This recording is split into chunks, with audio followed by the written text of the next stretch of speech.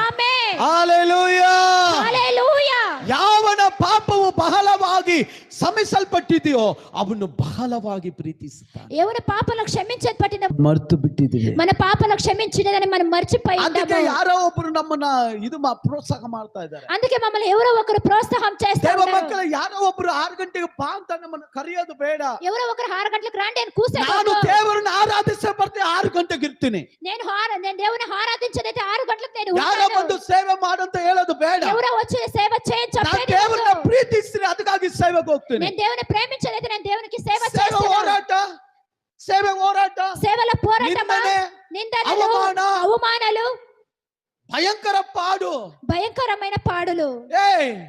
ಅದಕ್ಕೋಸ್ಕರ ಹಿಂದಕ್ಕೆ ಹೋಗ್ತೀಯಾ? దానికోసం నువ్వు వెనక్కి ಅದಕ್ಕೋಸ್ಕರ పోతావా? ಸೇವೆ ಮಾಡಲ್ವಾ? దానికోసం సేవ ಅದಕ್ಕೋಸ್ಕರ చేస్తావా? ನಿಲ್ಲಲ್ವಾ? నువ్వు దానికోసం నిల్చలేదా? ಕರ್ತನ ಪ್ರೀತಿ ಮಾಡ್ತಾ ಇಲ್ವಾ? దేవుని ప్రేమించలేదా? ಆ ದೇವರು ಮಹಿಮೆ